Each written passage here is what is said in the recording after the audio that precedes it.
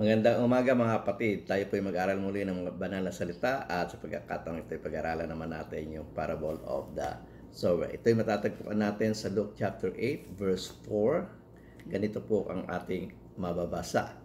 While a large crowd was gathering and the people were coming to Jesus from town after town, he told this parable. And this is the parable of the sower. And verse 5, and sabi po, a farmer went out to sow his seed. As he was scattering the seed, some fell along the path. It was trampled on, and the bird ate it up. Kinain lang ng ibon yung nahulog sa daan. Ano po? Dito po sa verse 6, ang sabi, some fell on the rocky ground, and when it came up, the plants withered because they had no moisture. So, kaya nga, hindi ito nagkaugat, so ito ay namatay lang.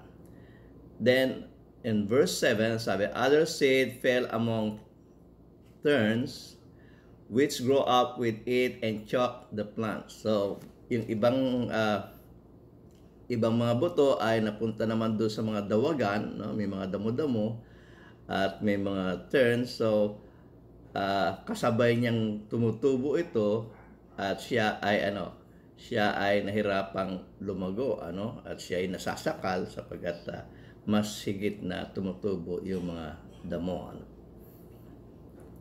And verse 8, chapter 8 verse 8, ang sabi, still other seed fell on the good soil. It came up and yielded a crop 100 times more than was sown. So ito naman, nahulog sa mabuting lupa at ito ay tumubo at nagbunga ng marami. So ito yung parable of the sower, at ito ay kinuwento ng ating Panginoong Kristo, no, sa madla, at hindi ito naintindihan maging ng mga apostol, kaya tinanong siya ng mga apostol kung ano ang ibig sabihin nito. So mabasa po natin yan sa Luke chapter 8 verse 9 to 10. NIV ang aking babasahin, at ang sabi po ay ganito. His disciples asked him what this parable meant. He said, the knowledge of the secrets of the kingdom of God has been given to you, but to others I speak in parables, so that though seeing, they may not see, though hearing, they may not understand. So, halos lahat ng mga parable ng ating Panginoong Kristo ay may kinalaman dun sa kingdom of God. At isa ito sa mga parable may kinalaman upang maintindihan ng kanyang mga alagad yung kingdom of God. At ang sabi niya, nagsasalita ako ng parable para dun sa mga tao na na makita man nila, ngunit hindi nila makikita. At maririnig man nila, pero hindi naman nila maiintindihan. Pero sa inyo, pinagkalooban kayo na maintindihan ang sekreto ng kaharian ng langit. At dito, ipinaliwanag niya itong parable of the sower. At ganito po, mabasa natin sa Luke chapter 8 verse 11. And sabi, this is the meaning of the parable.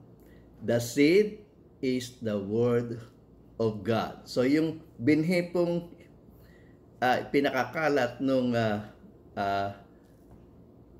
magtatanim o maghahasik, ang sabi ng ating Panginoong Kristo, itong ipinakakalat niya, no, yung seed na ipinakakalat na maghahasik, ito yung the gospel, no, ito yung word of God.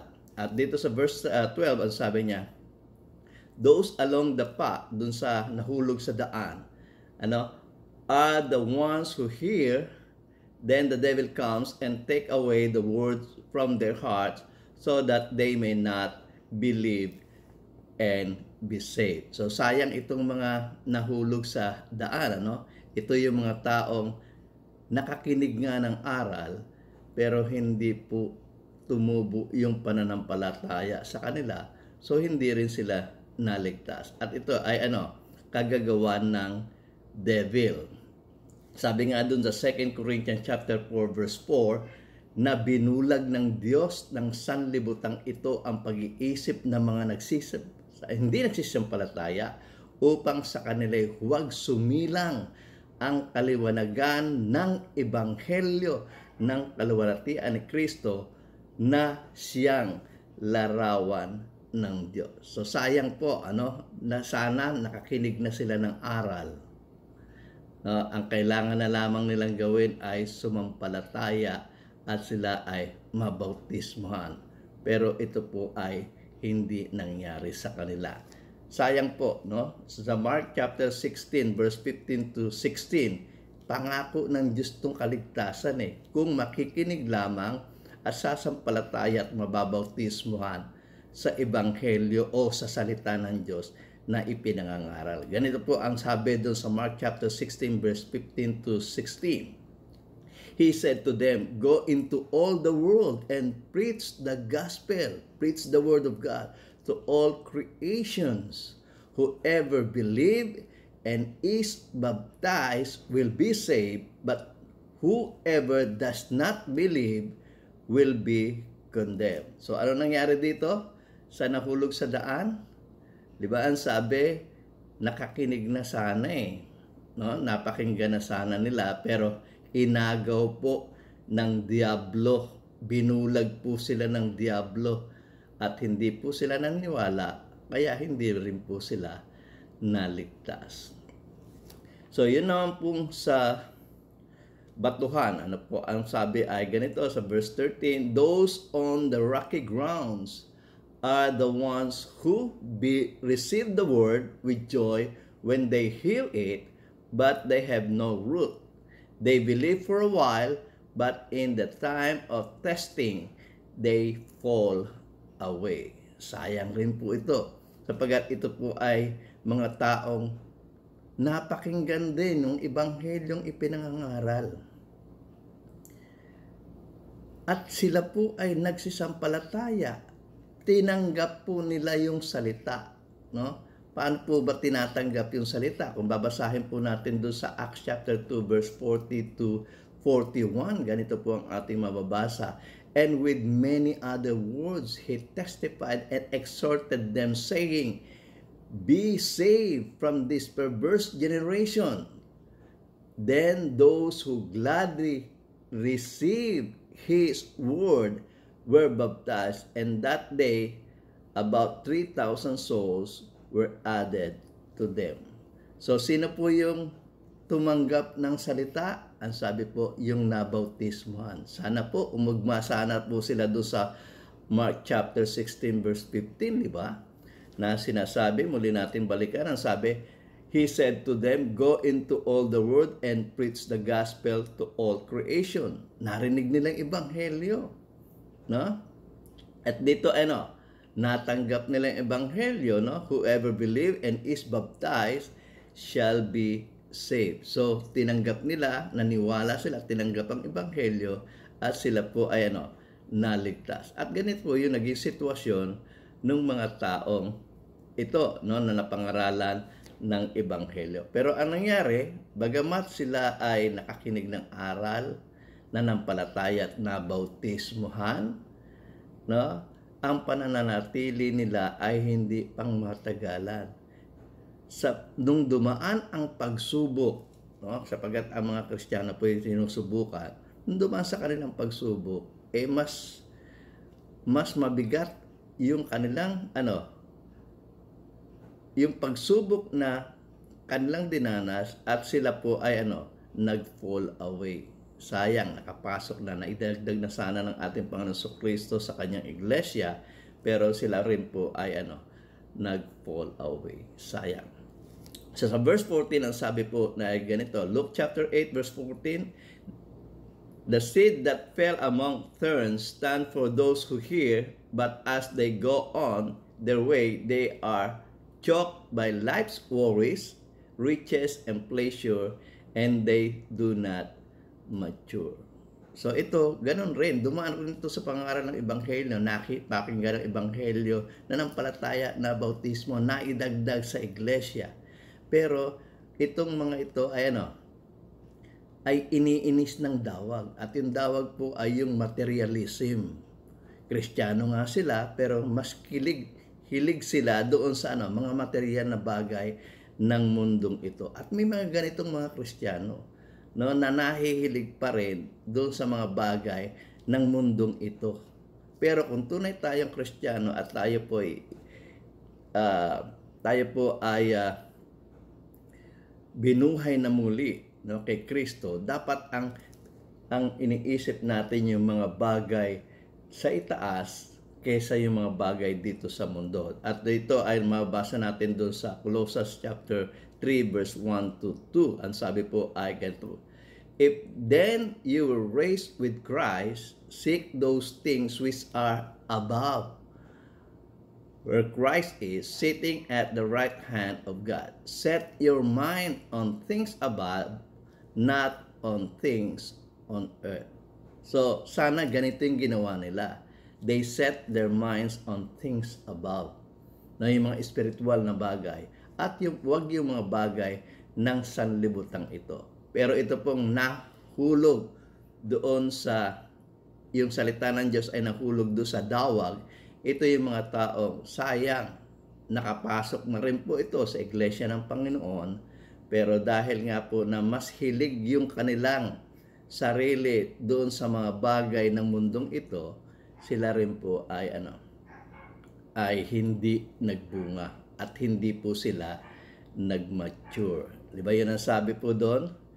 Ang sabi, the seed that fell among the thorns stands for those who hear, but as they go on their way, they are choked by life's worries, riches, and pleasures, and they do not mature. Sayang, hindi po sila lumalago. Bagamat sila ay member na ng church, pero hindi po sila lumalago.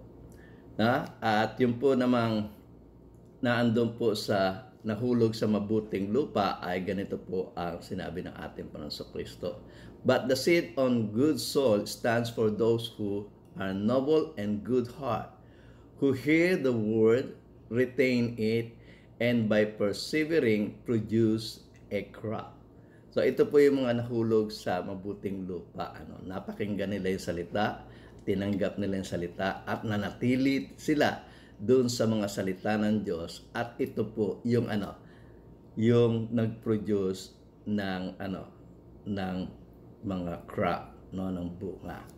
Tulad rin po ito ng sinasabi ng ating Panginoon Kristo sa John chapter 15 verse 4 to 8, at ganito po ang ating mababasa.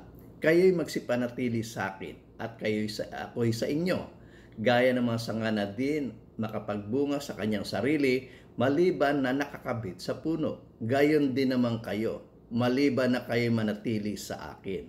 Ako ang puno ng ubas, kayo ang mga sanga. Ang manatili sa akin at ako'y sa kanya, ay siya'y magbubunga ng marami, sapagkat kung kayo'y hiwalay sa akin, ay wala kayong magagawa. Kung ang sino man ay hindi manatili sa akin, ay siya'y matatapong katulad ng sanga at matutuyo, at mga titipunin at mga ihahagi sa apoy at masusunog. Kung kayo'y magsipanatili sa akin at ang mga salita ko'y magsipanatili sa inyo, ay hingin ninyo ang anumang inyong ibigin at gagawin sa inyo. Sa ganito'y lumuluwalhati ang aking Ama, na kayo'y magsipagbunga ng marami, at gayon kayo'y magiging aking mga alagad. So yun nahulog po doon sa doon sa mabuting lupa. Ito po yung mga taong napangaralan ng ebanghelyo, sumampalataya, nabautismuhan, idinagdag ng Diyos sa kanyang iglesia, at ito po yung mga taong nagpapatuloy na lumalago at nagpapatuloy na nagbubunga.